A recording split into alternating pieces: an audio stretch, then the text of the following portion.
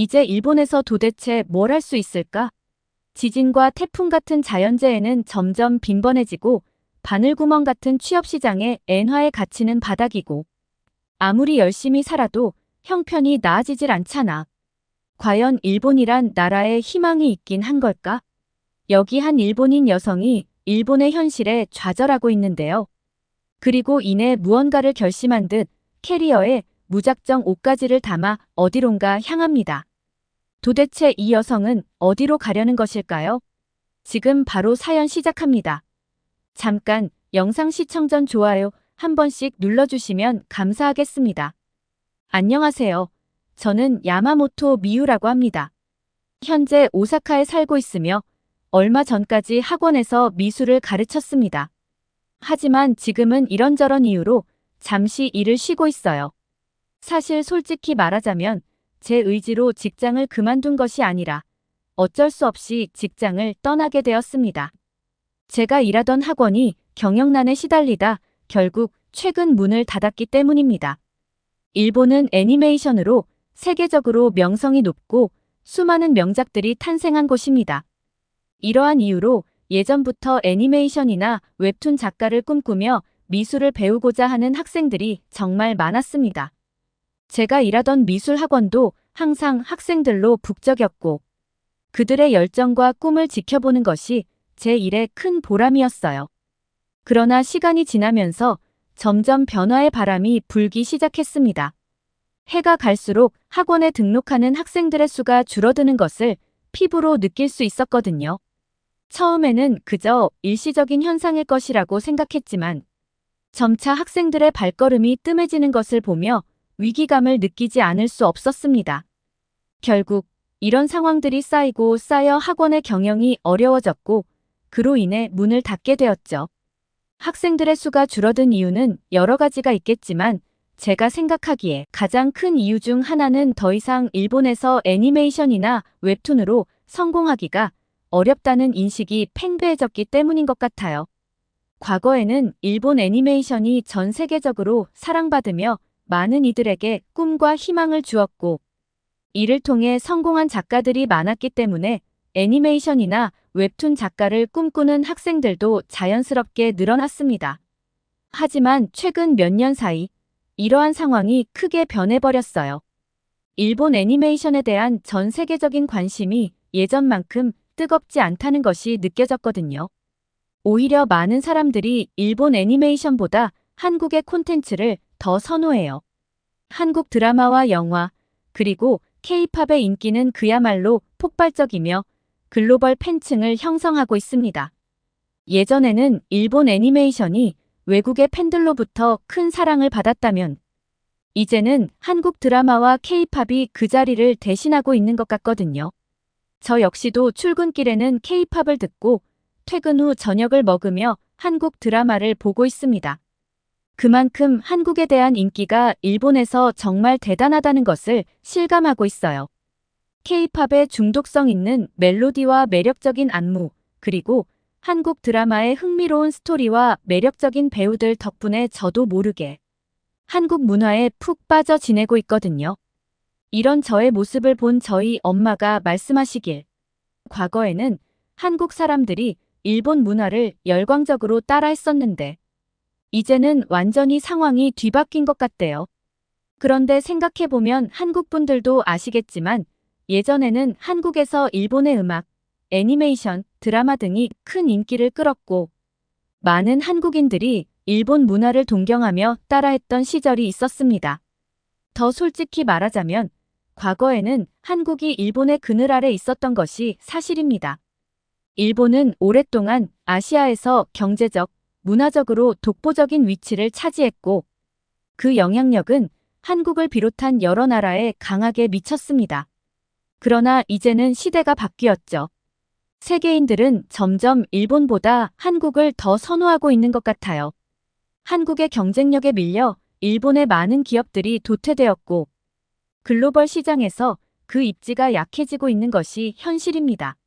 한때 세계 전자제품 시장을 주도하던 소니는 TV, 카메라, 게임기 등에서 혁신적인 제품을 선보이며 세계 시장을 석권했던 기업이었습니다. 그러나 스마트폰의 부상과 디지털 기술의 급속한 발전 속에서 소니는 시장 변화에 빠르게 대응하지 못했고, 결국 소니의 시장 점유율은 점점 줄어들었죠. 한때 기술 혁신의 상징이었던 소니의 명성이 예전 같지 않은 것은 분명해요. 사실 일본 사람들은 소니의 영향력은 영원히 변치 않을 것이라고 생각했어요. 반면 한국의 삼성과 LG는 세계적인 기업으로 자리매김하며 놀라운 성장을 이루어냈죠. 삼성전자는 스마트폰, 반도체, 가전제품 등 다양한 분야에서 글로벌 리더로서의 위치를 확고히 하고 있어요. 특히 스마트폰 시장에서 삼성은 애플과 함께 세계 시장을 양분하며 뛰어난 기술력과 디자인으로 소비자들의 사랑을 받고 있습니다. LG 역시 디스플레이와 가전제품 분야에서 혁신적인 제품들을 선보이며 전 세계 가정에 자리 잡았죠. 한국은 급속도로 변화하는 시대에 발맞춰 빠른 시장 대응 능력과 끊임없는 혁신을 이뤄냈어요. 이렇게 한국의 기업들이 세계 무대에서 성공을 거두며 일본의 기업들을 추월하는 모습을 보면서 한국이 더 이상 일본의 그늘 아래 있는 나라가 아니며 오히려 아시아의 새로운 중심으로 떠오르고 있다는 것을 인정할 수밖에 없었습니다. 제가 영국에서 대학 생활을 할 때 여러 국적의 친구들과 어울렸는데 그들은 대부분 일본에 대해 긍정적인 이미지를 가지고 있었습니다.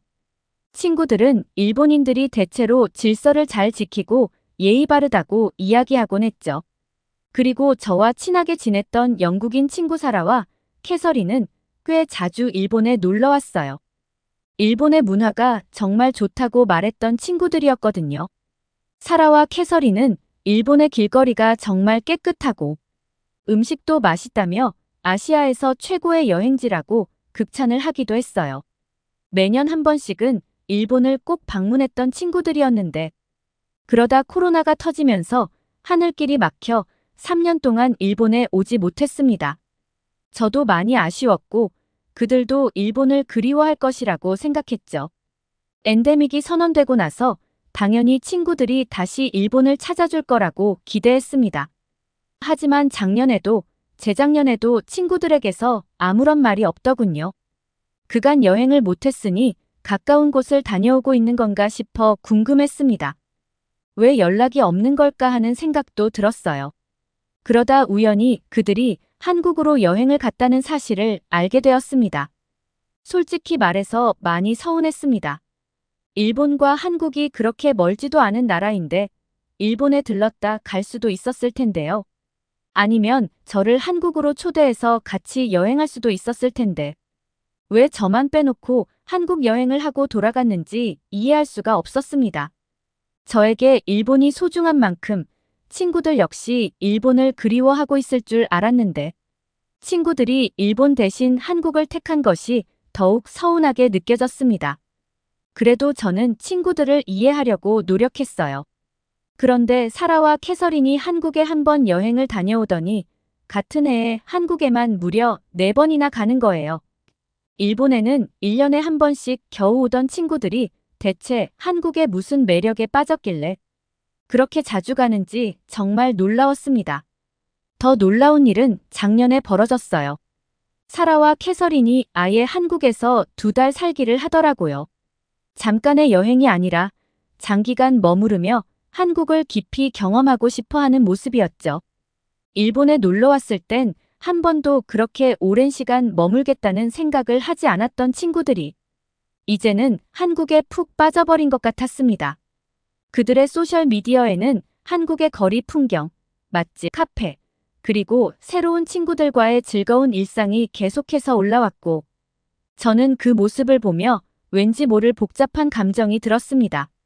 한때는 일본을 아시아 최고의 여행지라고 찬양하던 친구들이 이렇게 한국으로 마음을 돌린 것을 보면서 씁쓸한 마음이 들더라고요. 마치 세계인들이 더 이상 일본의 소니보다는 한국의 삼성을 더 찾는 것과 같은 거였어요. 속상한 마음에 친구들에게 언제까지 한국에만 갈 거야? 라며 가까운 일본에도 놀러 오라고 했어요. 좋은 곳을 더 많이 소개해 줄 테니까 라고 덧붙이며 친구들의 마음을 돌리려 했죠. 그러자 사라와 캐서린이 내키는 것 같지는 않았지만 저를 보러 일본에 오겠다고 약속하더군요. 대신 길게는 머물지 못할 거라고 덧붙였습니다. 그럼에도 불구하고 저를 위해 일본에 와준다는 말이 내심 고마웠어요. 일본에서 다시 친구들과 함께 시간을 보낼 수 있다는 생각에 설레기도 했고, 어쩌면 일본도 다시 그들의 관심을 끌 수 있을지 모른다는 작은 희망도 생겼습니다. 오래 머물지는 못하더라도 친구들이 다시 일본을 찾아주겠다는 약속만으로도 제게는 큰 위안이 되었어요. 그렇게 저는 친구들이 일본에 오기만을 기다리고 있는데 사라에게 연락이 왔습니다. 아무래도 일본엔 가지 못할 것 같다는 거였죠. 그래서 이유가 무엇이냐고 했더니 최근 일본에서 잇따라 발생하고 있는 지진 때문이라는 거였어요. 지진이 너무 무서워서 일본은 못 가겠다는 거였습니다. 혹시 모를 피해를 입을 수도 있고 지진의 위험 부담을 가지면서까지 일본에 놀러 가고 싶진 않다고 하더라고요. 솔직히 그 말을 듣고 놀랐습니다. 물론 최근에 일본 각 지역에서 지진이 연이어 발생하긴 했어요. 하지만 제가 살고 있는 오사카는 피해를 입지 않았기 때문에 괜찮다고 친구들을 안심시켰지만 소용이 없었습니다. 사라는 머뭇거리더니 정말 미안하다면서 그래도 꼭 보고 싶으니깐 저보고 한국으로 오라고 하더라고요. 그 말에 저도 어쩔 수 없이 한국에 가게 되었습니다. 친구들이 항상 일본에 오라는 법은 없으니까요. 기대 없이 간 한국의 첫 모습을 보고 저는 정말 놀라움을 금치 못했어요. 그리고 친구들이 왜 일본이 아닌 한국을 그렇게 자주 가게 되었는지 비로소 이해가 되었습니다. 한국의 첫인상은 정말 좋았습니다. 저는 깔끔한 걸 매우 좋아하는데 한국 공항이 정말 깨끗했거든요. 공공장소임에도 불구하고 반짝반짝 빛나는 공항의 모습을 보고 감탄이 나왔습니다. 지어진 지 얼마 안 된 건가 싶었는데 놀랍게도 20년 된 공항이라고 하더라고요. 20년이 넘었는데도 미래적인 건축 구조가 여전히 빛을 발하고 있었고 관리가 잘 되어 있는 모습에 다시 한번 놀랐습니다. 저는 리무진 버스를 타고 사라와 캐서린이 머물고 있는 숙소로 향했습니다. 친구들은 올해도 한국에서 2달 살기를 하겠다며 에어비앤비로 한국의 아파트를 예약했다고 했어요. 드디어 그 아파트에 도착했을 때 외관을 보고 정말 깜짝 놀랐습니다. 도대체 몇 층짜리인지 아무리 세어봐도 끝이 보이지 않는 고층 아파트였거든요.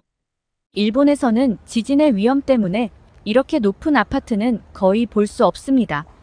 대부분의 건물이 저층으로 설계되어 있기 때문이죠. 그런데 한국은 이렇게 높은 고층 아파트가 흔하다는 것도 놀라운데 심지어 내진 설계까지 되어 있어서 지진에 대비한 안전한 건물이라는 사실을 알고 또 한 번 깜짝 놀랐습니다. 그렇게 아파트 층수를 세다가 도대체 입구가 어디 있는지 몰라서 한참을 헤맸습니다. 건물이 너무 커서 방향 감각이 사라질 정도였어요. 여기저기 돌아다니며 입구를 찾으려 했지만 길을 잃은 느낌에 결국 사라에게 연락을 할 수밖에 없었습니다. 그리고 사라와 함께 들어가려는데 공동 현관문이 굳게 닫혀 있더라고요. 그런데 사라가 번호를 누르자 문이 스르르 열렸습니다. 아파트 현관문도 마찬가지로 번호를 눌러 열었죠. 제가 신기해하니까 사라는 웃으며 설명해 주었습니다. 여기서는 열쇠 대신 도어락을 많이 사용해. 번호만 알면 되니까 정말 편리해. 그녀의 말을 듣고 저는 한편으로는 비밀번호를 누군가에게 들키면 위험하지 않을까 걱정했는데 사라는 걱정할 필요 없다며 이 아파트에는 곳곳에 CCTV가 잘 설치되어 있고 경비 시스템도 체계적으로 운영돼서 안전하다고 했어요. 사실 일본은 저희 집을 포함해서 대부분의 가정이 여전히 전통적인 열쇠를 고수하고 있죠. 일본은 새로운 변화를 쉽게 받아들이지 않는 경향이 있어서 이런 사소한 부분에서도 한국과 큰 차이가 나더라고요. 한국은 정말 빠르게 변화하는 모습이 인상적이었어요. 한국은 최신 기술을 생활 곳곳에 적용하고 새로운 것에 대한 거부감이 없는 것 같았습니다. 반면 일본은 전통을 너무나 중요하게 여기는 것 같아요. 물론 전통을 지키는 것도 중요하다고 생각하지만 가끔은 좀 답답할 때도 있거든요. 한국을 보면서 느낀 건 변화가 꼭 필요한 건 아니지만 때로는 새로운 것을 시도해보는 것도 삶을 더 편리하고 즐겁게 만들 수 있다는 거였어요.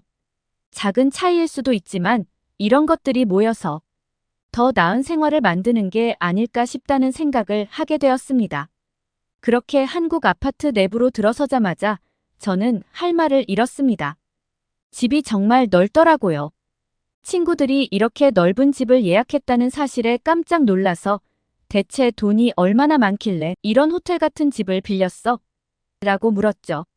그러자 사라는 웃으며 한국에서는 이 정도가 평균적인 아파트 크기야 라고 하더군요. 심지어 가전제품도 너무 크고 좋았습니다. 일본에서는 보기 힘든 크고 최신식의 가전들이 눈에 들어왔어요. 전자동 블라인드에 음식물 쓰레기 처리기까지 없는 게 없더라고요.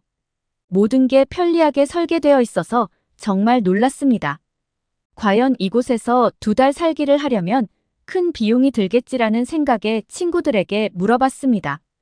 그런데 사라가 아무리 비싸도 홋카이도보다는 덜 비쌀 거야 라고 말하더군요. 그 말을 듣고 저는 당황해서 그게 무슨 소리야? 라고 물었습니다. 그러자 캐서린이 작년 겨울에 홋카이도에 갔다가 엄청난 바가지를 썼다는 이야기를 꺼냈습니다. 그 이야기를 들으니 일본인인 제가 참 민망해지더군요. 친구들은 홋카이도에서 숙박비며 음식값이며 터무니없이 높은 가격을 지불했다며 씁쓸하게 웃었죠. 반면 한국에서는 2달 살기를 하더라도 합리적인 가격으로 넓고 쾌적한 아파트를 빌릴 수 있다는 말에 이래서 친구들이 일본에 오지 않으려고 했던 것이었다는 걸 짐작했지만 저로서는 모른 척 할 수밖에 없었습니다. 어쨌든 그렇게 정말 오랜만에 만난 친구들과 서로 얼싸안고 그동안의 안부를 나누며 이야기꽃을 피웠습니다. 저는 일본은 안 오고 왜 한국만 오냐면서 약간 서운한 마음을 살짝 표현했어요. 그러자 사라와 캐서린은 웃으며 내가 한국에 대해 잘 몰라서 그래. 일본도 정말 좋은 나라지만 한국은 정말 어메이징한 곳이야. 기대해도 좋아. 라며 자신있게 말했어요. 그렇게 이야기를 나누던 중 사라가 다 같이 밖에 나가서 뭐라도 먹자고 해서 친구들을 따라 나섰습니다. 한국의 여름도 일본만큼이나 덥더라고요. 그런데 곧 놀라운 광경을 마주하게 됐습니다. 횡단보도 신호를 기다리는 교차로에 그늘막이 설치되어 있고 어떤 곳에서는 이상하게 수증기가 뿜어져 나오는 장치가 있더라고요. 신기하게도 사람들이 모두 그 그늘막 안에서 신호를 기다리고 있었어요. 알고 보니 그건 사람들이 신호를 기다리는 동안 잠시라도 더위를 피할 수 있도록 설치된 큰 햇빛 가리개였고 수증기가 나오는 장치는 차가운 냉기를 내뿜는 기계였습니다. 한국은 이렇게 사람들의 생활 편의를 위해 다양한 시설과 서비스를 제공하고 있더라고요. 공공장소에서도 에어컨이 잘 가동되고 국민들이 더위를 피할 수 있도록 세심하게 관리되는 시설물들이 곳곳에 설치되어 있다는 점에 다시 한번 놀랐습니다. 그렇게 저는 한국 여행 첫날부터 서울 곳곳을 돌아다니며 쇼핑몰, 식당, 카페 투어를 했어요. 넷플릭스에서 본 것보다 훨씬 더 화려하고 활력이 넘치는 서울의 모습에 넷플릭스가 과장한 게 아니라는 걸 깨닫고 놀랐습니다. 하지만 사실 더 놀라운 게 있었습니다. 거리를 걸으며 저는 한국 사람들을 자연스럽게 관찰하게 되었는데 다들 세련되고 스타일리시한 옷차림을 하고 있는 거예요. 패션에 신경을 많이 쓴 듯 보였고 그들만의 독특한 개성이 느껴졌습니다.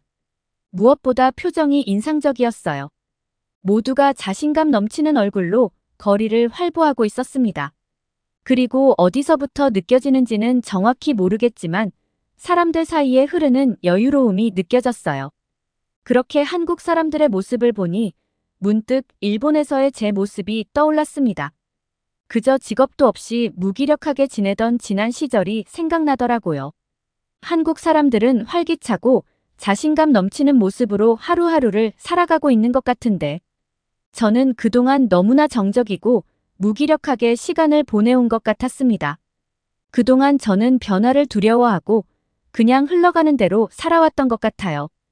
그런 제 자신을 돌아보니 갑자기 스스로에게 조금 화가 났습니다. 내가 왜 그리 시간을 허무하게 보냈을까? 더 열심히 무언가를 시도해 볼 수 있었을 텐데. 그런 기회들을 놓쳤다는 생각이 들었어요. 그날 밤, 방에 혼자 누워 생각에 잠겼습니다. 하루 종일 제 기분이 안 좋아 보였는지 사라와 캐서린은 저를 걱정하며 다가왔어요. 결국 저는 솔직하게 마음을 털어놓았죠. 그러자 친구들은 저를 위로하며 갑자기 밖으로 나가자고 제안하는 거예요.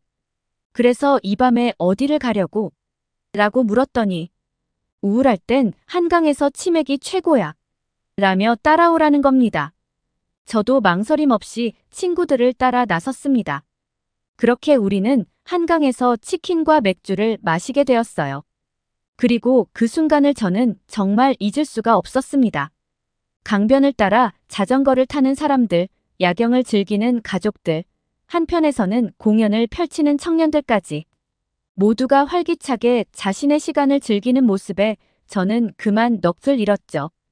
그동안 느꼈던 무기력함이 어느새 사라지고 제 안에 새로운 활기가 채워지는 것 같았습니다. 그리고 문득 한 가지 생각이 떠올랐습니다. 내가 한국에서 산다면 어떨까? 라는 생각이었죠. 처음엔 그저 스쳐가는 상상일 뿐이었는데 저도 모르게 친구들에게 나 한국에서 살고 싶어라고 말해버렸습니다. 그리고 덧붙여 너희들이 왜 일본이 아니라 한국에 빠져버렸는지 이제야 이해가 되라고 인정하고 말았어요. 사실 이미 마음 한구석에서는 알고 있었는지도 몰라요.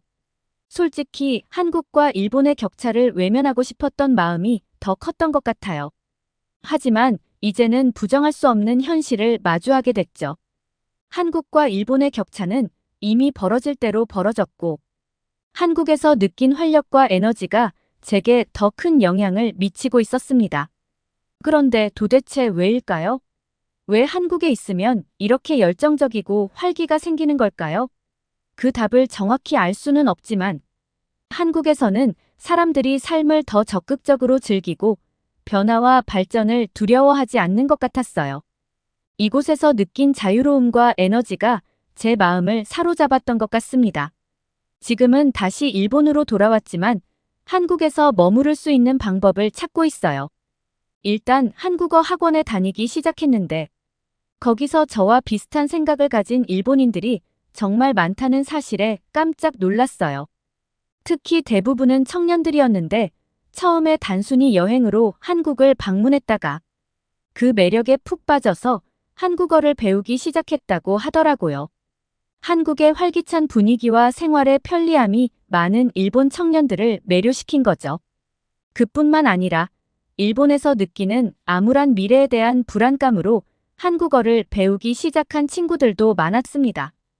다들 한국에서 새로운 기회를 찾고 싶어 하거나 한국에서 직장을 구해 살고 싶다는 꿈을 가지고 있었어요. 저 역시 한국에서의 삶을 꿈꾸게 되면서 이런 꿈이 나만의 것만은 아니었다는 사실에 조금 놀라기도 했습니다.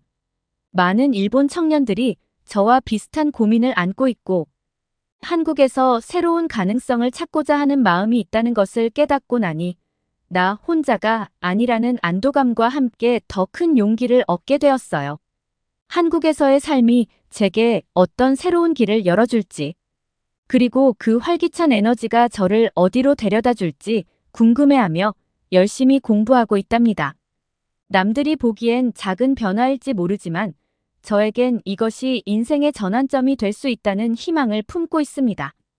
더 이상 예전의 무기력한 모습으로 살지 않기 위해 지금 저는 열심히 노력 중이에요. 유창한 한국어로 한국에서 새 삶을 사는 제 모습을 꿈꾸며 매일 조금씩 나아가고 있죠. 언젠가는 일본어가 아닌 한국어로도 제 이야기를 전할 수 있을 거라 믿어요. 제 목표는 2년 안에 한국에서 취직에 성공하는 거예요. 이 도전이 쉽지는 않겠지만 이 변화가 저를 더 나은 방향으로 이끌어 줄 거라 확신합니다. 제 일본 탈출을 응원해 주시면 정말 감사하겠습니다. 오늘의 사연 어떠셨나요? 새로운 도전을 향한 용기와 결단이 느껴지는 이야기였죠. 야마모토 미유 씨가 한국에서 새로운 기회를 찾기 위해 노력하고 있다는 점에서 큰 응원을 보내고 싶습니다. 앞으로도 그 꿈을 향해 한 걸음씩 나아가며 2년 안에 목표한 대로 한국에서 새로운 삶을 시작할 수 있기를 진심으로 응원합니다.